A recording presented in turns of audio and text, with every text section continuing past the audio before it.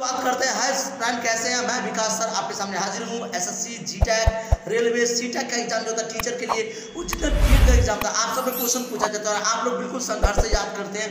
कई बच्चों कामयाबी का बुलंद छू रहे हैं, मुझे खुशी हो रही है। जय माँ शारदे, माँ सरस्वती आपकी कामयाबी को हासिल करें। चलिए बात करते हैं जीके लेवल 15 में। जीके लेवल 15 में मैं बात करता हूँ विकास सर। और सुरक्षा परिषद में स्थायी सदस्यों की संख्या कितनी है? तो 5 है। स्थायी 5 है और अस्थायी 10 है। याद रखिएगा। पूरा एक्ट की संबंधित किससे था? दलित वर्ग से। दलित वर्ग जो छोटे वर्ग के लोग थे उन्हें दलित वर्ग में संबंधित था। संयुक्त राष्ट्र संघ के चार्टर में कितनी धाराएं हैं दोस्तों? संयुक्त राष्ट्र संघ की धाराएं 111 है।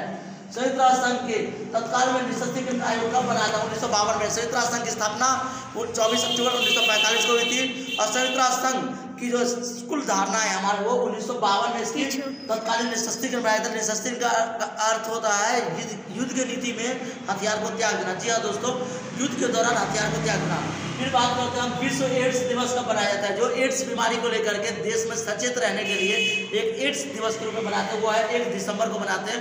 क्योंकि बहुत सारी महामारियां में, जैसे कि आप जानते हो कि कोरोना वायरस आ गया, आपका HIV जो होता है हमारा एड्स, ये बहुत खतरनाक बीमारी है। और इसे भगवान न करे किसी के घर में या किसी परिवार में ऐसा बीमारी हो। और इसी के याद में, इसी को सचेत रहने के लिए, आपको संभालने के लिए भारत सरकार ने एक एड्स दिवस बनाया 1 दिसंबर को। फिर बात करते हैं हम विश्व में शांति बनाए रखने का दायित्व किस प्रकार है? तो सुरक्षा परिषद को। जी हाँ, सुरक्षा परिषद एक ऐसा सदस्य होता है जो देश में शांति कायम करता है। वर्तमान में संयुक्त राष्ट्र संघ के महासचिव कौन है?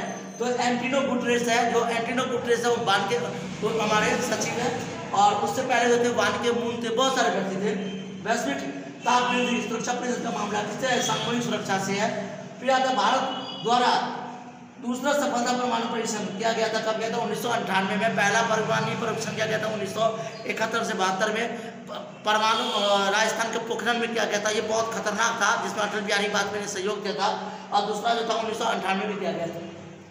बात करते हैं संविधान का प्रस्तावना बंधुत्व का आदेश क्यों रखा जाता है? तो राष्ट्रीय एकता हेतु रखा जाता है प्रस्तावना पत्र। इसे प्रस्तावना पत्र को स्वीकार किया था पंडित जवाहरलाल नेहरू ने। उसके बाद बात करते हैं भारत में लोह पुरुष के नाम से जाना जाता है। दोस्तों बार बार बताता रहता हूँ मैं आपको, ये लोह पुरुष के नाम से हमारे सरदार वल्लभ भाई पटेल को रखा जाता है। क्योंकि सरदार वल्लभ भाई पटेल ने भारत में जितने भी राज्य हैं उसको एकता पर विशेष बल दिया था। जितने भी भारत है उनको एक राज्य को मजबूत करने के लिए बल दिया था।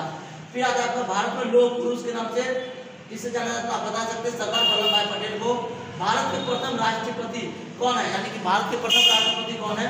तो भारत के प्रथम राष्ट्रपति है, भारत के प्रथम राष्ट्रपति डॉक्टर राजेंद्र प्रसाद है। बहुत संघर्षों के साथ उन्होंने पढ़ाई किया था, आपने संघर्ष की थी और उन्होंने देश में सम्मान भी प्राप्त की थी भारत के प्रथम राष्ट्रपति के रूप में। भारत के त्रिभुज काल के भारत में जो है आपका वर्तमान में कुल कितने संघ शासित प्रदेश है? तो 7 नहीं है दोस्तों, 9 है। याद रखिएगा, 9 केंद्र शासित प्रदेश है। पहले 7 थे, लेकिन अब जो है 9 है हमारे। अब याद रहेगा संविधान सभा में अध्यक्ष कौन है? तो संविधान सभा के अध्यक्ष थे डॉक्टर राजेंद्र प्रसाद। और प्रारूप समिति के अध्यक्ष थे डॉक्टर भीमराव अंबेडकर। जी हाँ दोस्तों, बहुत इंपॉर्टेंट क्वेश्चन है कि संविधान सभा के अध्यक्ष कौन थे? तो डॉक्टर राजेंद्र प्रसाद, जो कि भारत के पहले प्रधानमंत्री थे। और संविधान सभा के कुल सदस्यों की संख्या जो थी वो थी आपकी 284। जब देश बंटवारा हुआ था तो कुछ बंटवारा के दौरान उधर चले गए थे। बात करते हैं प्रारूप समिति के अध्यक्ष डॉक्टर भीमराव अम्बेडकर, याद रखिएगा। फिर आता है भारतीय राष्ट्रीय कांग्रेस के संस्थापक कौन थे?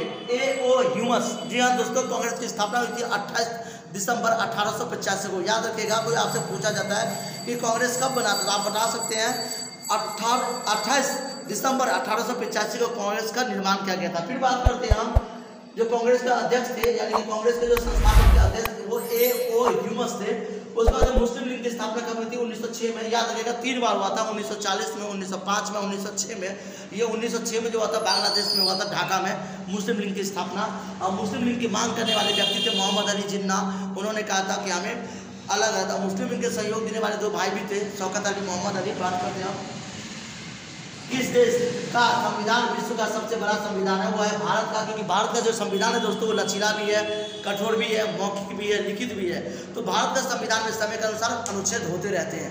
तो जय हिंद, वंदे मातरम। आपका विकास सर, आप हमें इस क्वेश्चन अनेक सारे प्रश्न पूछते, मुझे अच्छा लगता है। और आप इसी तरह से पढ़ाई पर विशेष ध्यान दें। जय हिंद। लाइक करते रहिए, सब्सक्राइब करते रहिए, अपना प्यार हमें देते रहिए। और मेरे से जितना हो सकता है मैं आपके लिए करता ही रहता हूँ। Thank you sir.